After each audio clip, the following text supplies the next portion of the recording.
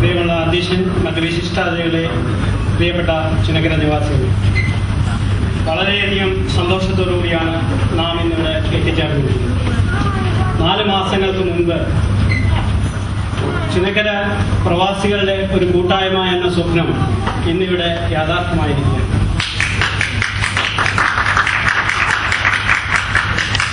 നിലനിൽപ്പിനായി സ്വയം പൊരുതുന്നവനാണ് പ്രവാസി. നാം ഓരോരുത്തരും അത്തരം പ്രവാസികളുടെ കൂട്ടത്തിൽപ്പെടുന്ന ആൾക്കാർ. വീടും നാടും വിട്ട് യാന്ത്രികമായി ഇവിടെ ജീവിക്കുന്നു. നമ്മുടെ ഓരോ ശ്വാസവിശ്വാസങ്ങളിലും നമ്മുടെ പ്രിയപ്പെട്ടവരെ, പിറന്ന നാടിനെ ഓർമ്മപ്പെടുത്തിക്കൊണ്ടിരിക്കുന്നു. അങ്ങനെയുള്ള നമ്മൾ ഈ കൂട്ടായ്മ കൊണ്ട് ഉദ്ദേശിക്കുന്നത് ജാതി, മത, രാഷ്ട്രീയ പരിഗണനകൾക്കതീതമായി പരസ്പര വിശ്വാസത്തോടും സഹോദര്യത്തോടും കൂടി പരസ്പരം ഒരു താങ്ങായി മാറുക എന്നുള്ളതാണ്.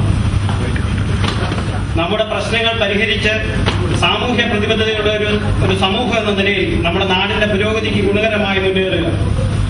മറ്റ് അസോസിയേഷനുകളുടെ പ്രവർത്തനങ്ങളിൽ നിന്നും വ്യത്യസ്തമായിട്ട് പതിവ് ശൈലിയിൽ നിന്നും വേറിട്ട ശബ്ദമായി ചുനക്കരയുടെ മനസ്സായി മാറുക എന്നുള്ളതാണ് നമ്മുടെ ശ്രമകരമായ ദൗത്യം.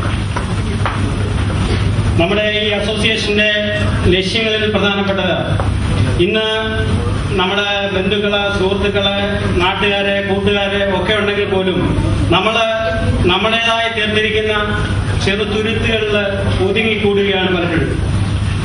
സമൂഹമായിട്ടോ മറ്റ് നാട്ടുകാരുമായിട്ടോ മറ്റാൾക്കാരുമായിട്ടോ യാതൊരു ബന്ധങ്ങളും ഇല്ലാതെ അവരവരുടേതായ തിരക്കുകൾ പലപ്പോഴും അഭിനയിച്ചുകൊണ്ട് നമ്മളിങ്ങനെ ജീവിച്ചു പോവുകയാണ്. അപ്പം ഇതിന് ഒരു മാറ്റം വരുത്തിക്കൊണ്ട് സാമൂഹ്യ പ്രതിബദ്ധതയുള്ള നാട്ടുകാരെന്ന നിലയിൽ നമ്മുടെ അംഗങ്ങളുടെ പരസ്പര സഹകരണവും സാഹോദര്യവും ഊട്ടിയുറപ്പിക്കുക എന്നുള്ളതാണ് ഈ കൂട്ടായ്മയുടെ പ്രഥമമായ ലക്ഷ്യം. അതോടൊപ്പം തന്നെ നമ്മുടെ നാടിനെ ഇന്ന് ഗ്രസിച്ചുകൊണ്ടിരിക്കുന്ന ഏറ്റവും മാരകമായ ഒരു മഹാമാരിയാണ് ക്യാൻസർ എന്ന രോഗം. എന്തുകൊണ്ടോ ക്യാൻസർ രോഗികളുടെ എണ്ണം നമ്മുടെ നാട്ടിൽ അനുദിനം കൂടിക്കൊണ്ടിരിക്കുന്നു. നടുക്കുന്ന വാർത്തകളാണ് ദിവസവും നമ്മൾ കേട്ടുകൊണ്ടിരിക്കുന്നത്. മാവേലിക്കര താലൂക്കില് ഏറ്റവും കൂടുതൽ ക്യാൻസർ രോഗികൾ റിപ്പോർട്ട് ചെയ്യപ്പെട്ടിരിക്കുന്നത് ചുനക്കരയിലാണ്. ഈ അവസ്ഥയിൽ ക്യാൻസറിന്റെ ഇരകൾക്ക്, ആശയറ്റ ഈ രോഗികൾക്ക് നമ്മുടെ പ്രവാസ മനസ്സിന്റെ ഒരു സാന്ത്വന സ്പർശം, അതാണ് നമ്മുടെ ഈ കൂട്ടായ്മയുടെ മറ്റൊരു ലക്ഷ്യം.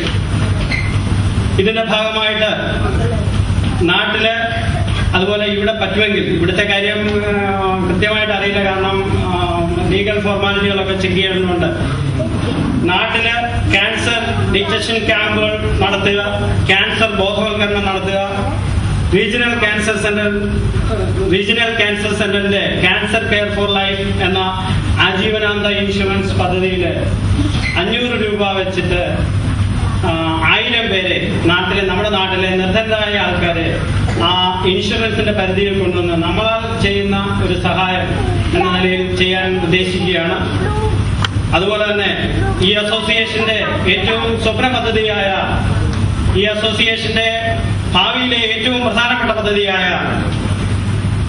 ക്യാൻസർ ചികിത്സാ സഹായ എൻഡോമെന്റ്, നമ്മുടെ ഇടയിലെ സാമ്പത്തികമായി ഉന്നതിയിൽ നിൽക്കുന്ന ആളുകളിൽ നിന്നും ഫിക്സഡ് ഡെപ്പോസിറ്റ് സ്വീകരിച്ചുകൊണ്ട് അതിന്റെ വാർഷിക പലിശയിൽ നിന്നും അർഹരായവരെ സഹായിക്കുക എന്നുള്ളതാണ് ഇതിന്റെ ലക്ഷ്യം. ഇതിന്റെ വിശദവിവരങ്ങൾ ഇവിടെ സംസാരിക്കും. പിന്നെ ഇന്ന് നമ്മുടെ നാട് പണ്ട് കാർഷിക സമൃദ്ധിയുടെ നാടായിരുന്നു കേരളം. ആ കേരളം ഇന്ന് കൃഷി ചെയ്യാത്ത നാടായി മാറിയിരിക്കുന്നു. നമ്മൾ എന്തിനും ഏതിനും അന്യനാടിനെയാണ് ആശ്രയിക്കുന്നത്. തമിഴ്നാട്ടിൽ നിന്ന് വരുന്ന മാരകമായ കീടനാശിനി തളിച്ച പച്ചക്കറിയും പഴങ്ങളും കഴിച്ച് കേരളം ഇന്ന് ഒരു ക്യാൻസർ ഫാക്ടറിയായി മാറിക്കൊണ്ടിരിക്കുകയാണ്. ക്യാൻസർ ഉണ്ടാക്കുന്ന ഫാക്ടറി നമ്മളിതൊന്നും തിരിച്ചറിയുന്നില്ല. അതുകൊണ്ട് നമ്മളാൽ കഴിയുന്ന രീതിയിൽ നമ്മുടെ നാട്ടിലെ നമ്മുടേതായ രീതിയിൽ ജൈവ കൃഷി പ്രോത്സാഹിപ്പിക്കുന്നതിനുള്ള ശ്രമങ്ങൾ ആരംഭിക്കുക എന്നുള്ളതാണ്. അതോടൊപ്പം ഈ ക്യാൻസർ പ്രതിരോധം എന്ന് പഠനങ്ങൾ തെളിയിച്ചിട്ടുള്ള ചില അപൂർവ സസ്യങ്ങൾ, മെഡിസിനൽ പ്ലാന്റ്സ്, അത് നോനി, ലക്ഷ്മി തരു, അതുപോലെ നമ്മൾ വളരെ അപ്രധാനമായി തള്ളിക്കളി ചെയ്യുന്ന മുരിങ്ങ, പപ്പായ, അഗസ്ത്യചീര, മുള്ളാത്ത തുടങ്ങിയവയുടെ തൈകൾ സൗജന്യമായിട്ട് ചുനക്കരയിലെ എല്ലാ കുടുംബങ്ങളിലും എത്തിക്കാനുള്ള ഒരു പദ്ധതി നമ്മൾ വിഭാവനം ചെയ്യുന്നു. ഇത്തരം കാര്യങ്ങളാണ് നമ്മുടെ ലക്ഷ്യങ്ങൾ. ഇതോടൊപ്പം ഇതിനെ കുറിച്ചൊക്കെ വിശദമായിട്ട് എനിക്ക് പിന്നാലെ വരുന്നവർ സംസാരിക്കും. ഞാൻ എൻ്റെ കടമയിലേക്ക് കടക്കുകയാണ്. ആദ്യമായിട്ട് ഈ യോഗത്തിന്റെ അധ്യക്ഷനായിട്ട് ഉള്ള ശ്രീ രഘുനാഥക്കുറുപ്പ് വെളുത്താരത്ത്, അദ്ദേഹത്തിന്റെ ഒരു അനുജനായി ഞാൻ അദ്ദേഹത്തെ സ്വാഗതം ചെയ്യുക എന്നുള്ള അനുചിതമാണെങ്കിലും ഈ യോഗത്തിന്റെ നടപടിക്രമം എന്ന നിലയിൽ പഴയകാല നേതാജിയുടെ കലാകായിക രംഗങ്ങളിൽ വിളങ്ങി നിന്നിട്ടുള്ള അദ്ദേഹത്തെ ഞാൻ ഈ യോഗത്തിലേക്ക് സ്വാഗതം ചെയ്യുന്നു. അതുപോലെ ഈ യോഗം ഉദ്ഘാടനം ചെയ്യാമെന്ന് സംബന്ധിച്ച തന്റെ തിരക്കുകൾ മാറ്റിവെച്ചിട്ട്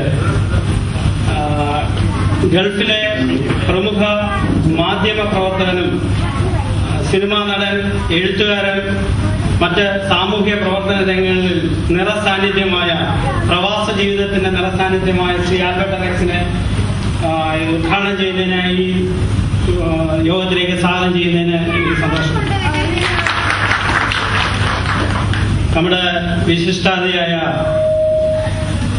ശ്രീ മുരളി കാരൻ, അദ്ദേഹം ജന്മം കൊണ്ട് ചുനക്കരക്കാരനാണ്. അദ്ദേഹത്തിന്റെ അമ്മ വീട് ചുനക്കരയിലാണ്. അദ്ദേഹം ഇപ്പോൾ താമസിക്കുന്നത് മാവേലിക്കര കാരാരമ എന്ന സ്ഥലത്താണ്, ചെറുപ്പം. അദ്ദേഹം ഇവിടെ ഗൾഫിലെയും നാട്ടിലെയും ഒരു പ്രമുഖ വ്യവസായിയാണ്. ഞങ്ങൾ ഈ അസോസിയേഷന്റെ പ്രവർത്തനങ്ങളുമായിട്ട് അദ്ദേഹത്തെ പോയി കാണുകയും ഞങ്ങളുടെ ഈ പ്രവർത്തനങ്ങളെ കുറിച്ച് അദ്ദേഹത്തോട് വിശദീകരിക്കുകയും ചെയ്തു. അദ്ദേഹം ഇതിനോട് വളരെയധികം പിന്തുണ അറിയിച്ചുകൊണ്ട് നമ്മുടെ എൻഡോമെന്റിന്റെ, നമ്മുടെ സ്വപ്ന പദ്ധതിയായ എൻഡോമെന്റിന് 5 ലക്ഷം രൂപ സംഭാവന ചെയ്യാമെന്ന് അദ്ദേഹം സമ്മതിക്കുകയുണ്ടായി. അദ്ദേഹം തന്നെ ആ കാര്യങ്ങളൊക്കെ സഹായിച്ചു. അടുത്തതായിട്ട് എനിക്ക് സ്വാഗതം പറയാനായിട്ടുള്ളത് ഈ അസോസിയേഷന്റെ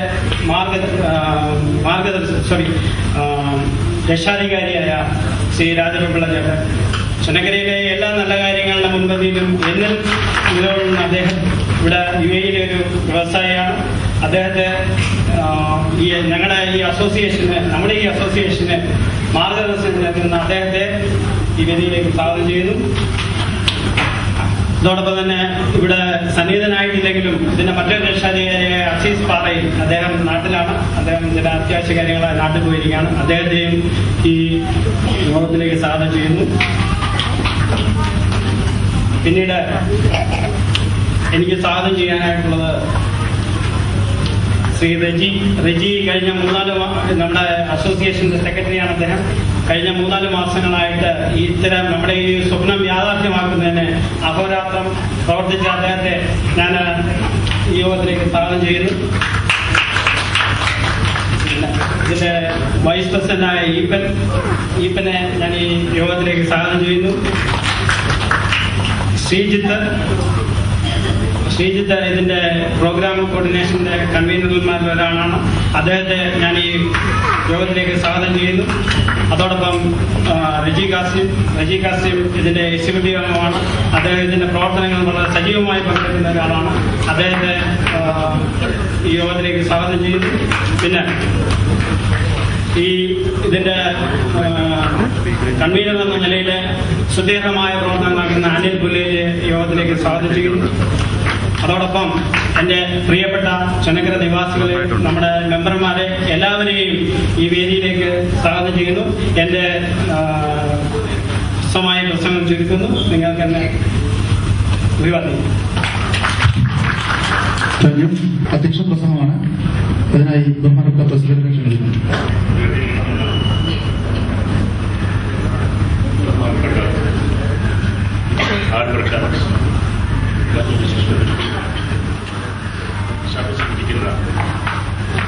ചുനക്കരയും ചുനക്കരയുടെ സമീപ പ്രദേശങ്ങളിൽ നിന്നുള്ള സാഹചര്യ സഹോദരങ്ങൾ, പ്രിയപ്പെട്ട കുഞ്ഞുങ്ങൾ, ക്ഷണിക്കപ്പെട്ട അതിഥികളിൽ എല്ലാവരും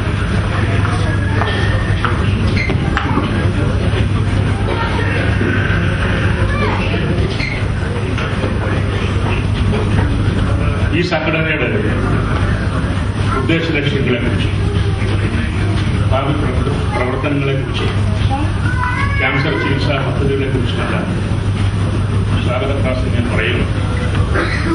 ഞാനതിലേക്ക് കൂടുതലൊന്നും കടക്കുന്നില്ല. ഈ ക്യാൻസർ ചികിത്സാ പദ്ധതി ചുനക്കരയിൽ മാത്രമല്ല, ചുനക്കരയുടെ സമീപ പ്രദേശങ്ങളിൽ പ്രയോജനപ്പെടുത്തണമെന്ന് ഞങ്ങൾക്ക് അതിയായ ആഗ്രഹം. അതിന് ഈ അവസരം നിങ്ങളുടെ ഞാൻ അഭ്യർത്ഥിക്കുകയാണ്, എല്ലാവരുടെയും സാമ്പത്തിക സഹകരണം ഉണ്ടാവണം. ചുനക്കരയെ കുറിച്ച് പറയുമ്പോൾ അതിമനോഹരമായ ഒരു ഗ്രാമമാണ്. പ്രകൃതിയുടെ വരതാണ്. ജാതിമത ബന്ധങ്ങൾക്ക് അതീതമായി ചിന്തിക്കുന്ന ഒരു ജനതയുള്ള ഒരു ഗ്രാമമാണ് ചുനക്കര. തെക്ക് ചുനക്കരയിലുള്ള തന്നെ കോമല്ലൂർ, കരിമുളക്ക്, നടുവിലെ മുറി, വടക്കുമുറി, കിഴക്കുമുറി എന്നീ 6 കരകൾ ചേർന്നതാണ് ചുനക്കര. പ്രധാനമായ വരുമാനം കൃഷിയിൽ നിന്നായിരുന്നു. കൃഷിയിൽ ഏകദേശം 18 ചതുരശ്ര കിലോമീറ്ററാണ് ചുനക്കരയുടെ വിസ്തീർണം. 25,000-ൽ പരം ജനങ്ങൾ തിരിപ്പാർക്കുന്ന ഒരു ഗ്രാമമാണ്. ഇത് എനിക്ക് പറയുമ്പോൾ ചുനക്കരയെ കുറിച്ച് പറയുമ്പോൾ അതുകൂടെ പറയണത്, പ്രത്യേകിച്ച് കുട്ടികൾക്ക് ഈ ചരിത്രം കേൾക്കുന്ന കുട്ടികൾക്ക് വലിയ ആവേശം. ഇതിനകത്ത് ചുനക്കരയെ കുറിച്ച് അറിയാവുന്ന എത്ര കുട്ടികളാണ് കാണാൻ കഴിയും. അപ്പോൾ ഞാനൊരു ചെറിയൊരു കഥ പറയാം. ഉണ്ട്, സുനക മഹർഷി തപസ് ചെയ്ത തപോവനമായിരുന്നു ഈ പ്രദേശമെന്ന്. അങ്ങനെ കാലക്രമേണ ഇത് ചുനക്കരയായിരുന്നു. മറ്റൊരു കഥ, കായംകുളം രാജാവിന്റെ ചുണക്കുട്ടന്മാരെന്ന് വിശേഷിക്കുമായിരുന്നു. അതിനെ ചുണക്കുട്ടന്മാരെന്ന് വിളിക്കുന്നത്. കായംകുളം രാജാവിന്റെ പടയാളികൾ ഓണാട്ടുകരയെ സംരക്ഷിക്കാൻ തമ്പടിച്ചിരുന്ന ഒരു സ്ഥലമായിരുന്നു ചുനക്കരയിൽ. കഥകൾ രണ്ടാണ്. ദേശനാമത്തിന്റെ കഥകളിൽ തർക്കങ്ങളുണ്ടെങ്കിലും ചുനക്കരയെ കുറിച്ച് ഞങ്ങളുടെ ചുനക്കരക്കാർക്ക് യാതൊരു തർക്കവുമില്ല.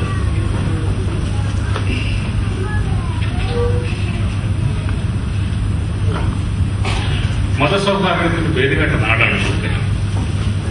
നമ്മുടെ പിതാമഹന്മാർ നൂറ്റാണ്ടുകൾക്ക് മുമ്പേ നല്ലൊരു സംസ്കാരം രൂപപ്പെടുത്തിയിരിക്കും. മതത്തിന് അതീതരാണെന്നും മനുഷ്യബന്ധങ്ങൾക്ക് മതിലുകളില്ലെന്നും അവർ തെളിയിച്ചിട്ടുണ്ട്. ഏതാണ്ട് ആ വഴിയെ തന്നെയാണിപ്പോഴും ചുനക്കരയുടെ സാംസ്കാരിക അന്തരീക്ഷം കടന്നു പോകുന്നത്. ഇതിനൊരു ഉദാഹരണമുണ്ട്, ഒന്നുകൂടി എനിക്ക് പറയാം. ചുനക്കര ക്ഷേത്രത്തിനെ കുറിച്ച് മതസൗഹാർദ്ദം എന്തുമാത്രം നിലനിൽക്കുന്നു എന്നത് സൂചിപ്പിക്കാൻ വേണ്ടിയാണ് ഞാൻ ഈ അവസരം നൽകുന്നത്.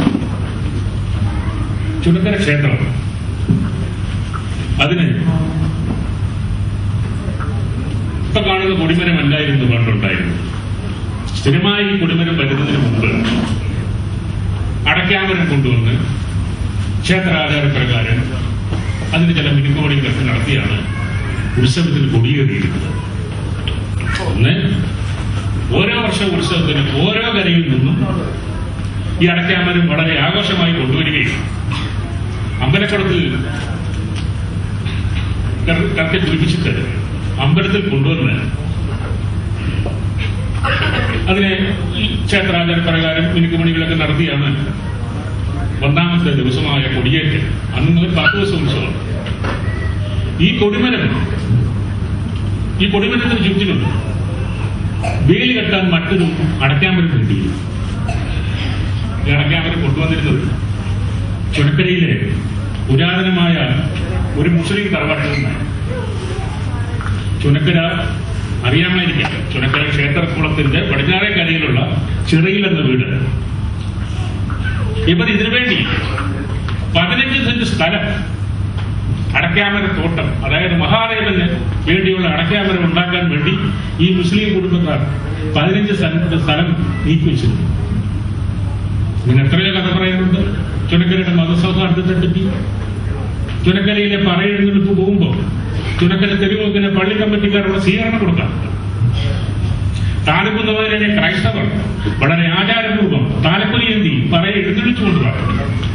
ഇത് നമ്മുടെ പുണ്യമല്ല, നമ്മുടെ പിതാക്കന്മാർ, പിതാമഹന്മാർ, ആ മഹാപണ്ഡിതർ അവരന്നയിൽ എഴുതപ്പെട്ടിരുന്നു. ഒരു ക്ഷേത്രത്തിന്റെ ആചാരം തുടങ്ങുന്നത് ആ ക്ഷേത്രം തുടങ്ങുമ്പോൾ തന്നെയാണ്. നൂറ്റാണ്ടുകൾ പഴക്കമുള്ള ഈ ശിവക്ഷേത്രത്തിന്റെ അന്ന് ഈ ആചാരങ്ങളോടൊപ്പം തന്നെ ഇങ്ങനെയുള്ള സംഗതികൾ എത്തിച്ചേർക്കുക എന്ന് പറയുമ്പോൾ നൂറ്റാണ്ടുകൾ പഴക്കം നമ്മുടെ ഈ മതസൗഹാർദ്ദത്തിന് ഉണ്ടെന്നുള്ള തെളിവല്ലേ? അത് തന്നെ ആ സൗഹാർദ്ദം എല്ലാവരും കാത്തു സൂക്ഷിക്കുക, ആ സൗഹാർദ്ദം നമ്മൾ മുറുകെ പിടിക്കുക. പിന്നെ ഈ ക്ഷേത്രത്തിനൊരു പ്രത്യേകതയുണ്ട്. ഏത് മതസ്ഥർക്കും കയറി ദർശനം നടത്താവുന്ന ഒരു ക്ഷേത്രമാണ് ചുനക്കര ശിവക്ഷേത്രം. അവിടെ ജാതികൾക്കോ മതങ്ങൾക്കോ അവിടെ ഒന്നുമില്ല. ആർക്കും വരാം, ആർക്കും അതിനകത്ത് കയറി ദർശനം നടത്താം.